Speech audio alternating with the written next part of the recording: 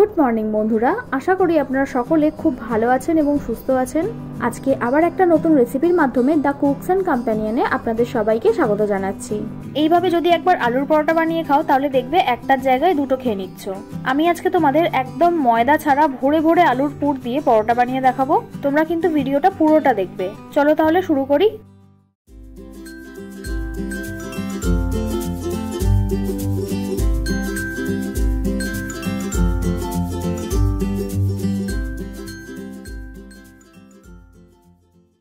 আচ্ছা, প্রথমেই আমি 1 কাপ পরিমাণ আটা নিয়ে নিয়েছি। এতে মোটামুটি 250 গ্রাম মতো আছে। তার সাথেই নেব স্বাদ মতো নুন, 1/4 টিস্পুন ভাজা জোয়ান। জোয়ানটা তোমরা একটু হাতের তালুতে রাব করে নেবে।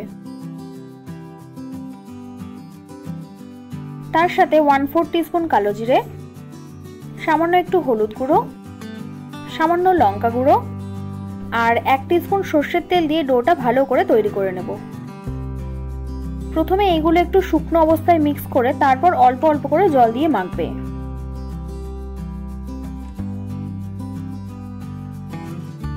ডোটা কিন্তু বেশ নরম করেই মাখতে হবে।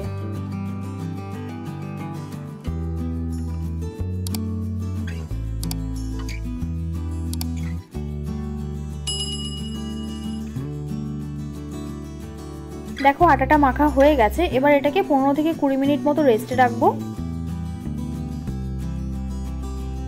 আর ওই সময় দুটো সেদ্ধ করা আলু এইভাবে গ্রেট করে নিচ্ছি। এইভাবে করলে কিন্তু আলুগুলো গোটা গোটা থাকবে না আর পরোটাটাও বেলতে সুবিধা হবে।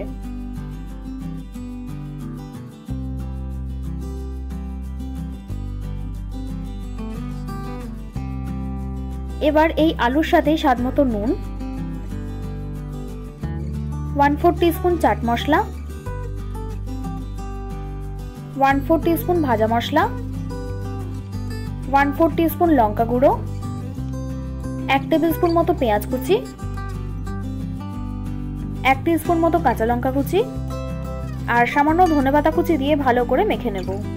তোমরা চাইলে এতে ম্যাগি মশলাও দিতে পারো, তবে আমি আর আজকে দিলাম না।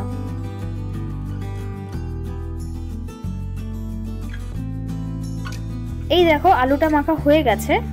এবার যে আটার ডোটা রেস্টে রেখেছিলাম সেটাকে দুভাগে ভাগ করে এইরকম গোল গোল করে রেখে দেবো।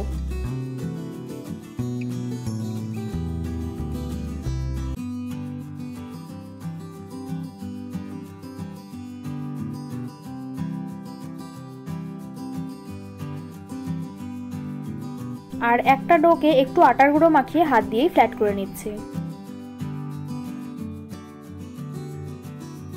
এবার মাঝখানে বেশ অনেকটা পরিমাণ পুর দিয়ে ভালো করে আটার মুখটা সিল করে দেব।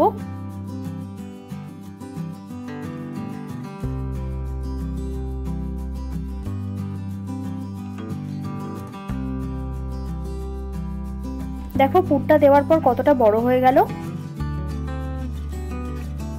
এবার আর কিছুই নয়, সামান্য আটার গুঁড়ো দিয়ে বেশি প্রেসার না দিয়ে বেশ গোল করে বেলে নিচ্ছি।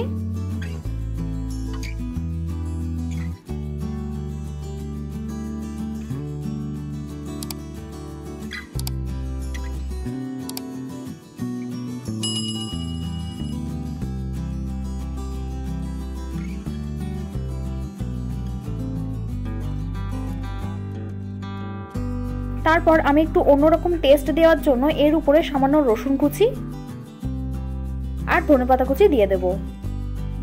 এটা দিলে কিন্তু সিম্পল আলুর পরোটাটাও অসাধারণ খেতে লাগে। তোমরা একবার এটা করে দেখতে পারো।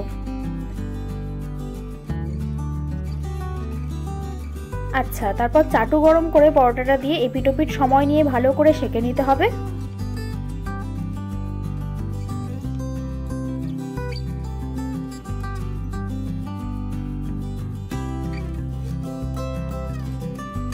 শেষে সামান্য তেল দিয়েও একটু সেঁকে নেবে।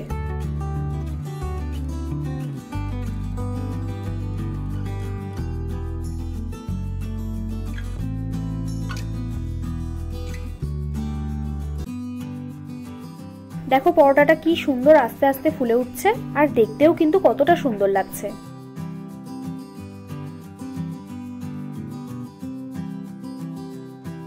ব্যাস, আমাদের আলুর পরোটা একদম তৈরি। যে কোনো আচার, সস, চাটনি বা রায়তা দিয়ে খেয়েও দুর্দান্ত লাগবে। আপনারা কিন্তু অবশ্যই বাড়িতে এটা বানাবেন, তারপর আমাকে জানাতে একদম ভুলবেন না। ভিডিওটা ভালো লাগলে একটা লাইক করবেন আর সাবস্ক্রাইব করে আমাকে আরও উৎসাহ দিন, যাতে এইরকম দারুণ দারুণ রেসিপি আপনাদের কাছে প্রতিনিয়ত আনতে পারি। আমি রান্নায় যা যা উপকরণ ব্যবহার করেছি সেগুলো আপনারা সব ডেসক্রিপশনে পেয়ে যাবেন। আমার বানানো রান্নাগুলো এতক্ষণ সময় নিয়ে দেখার জন্য আপনাদের সবাইকে অসংখ্য ধন্যবাদ। ভালো থাকবেন, সুস্থ থাকবেন, আবার দেখা হবে নতুন কোনো রেসিপির সাথে।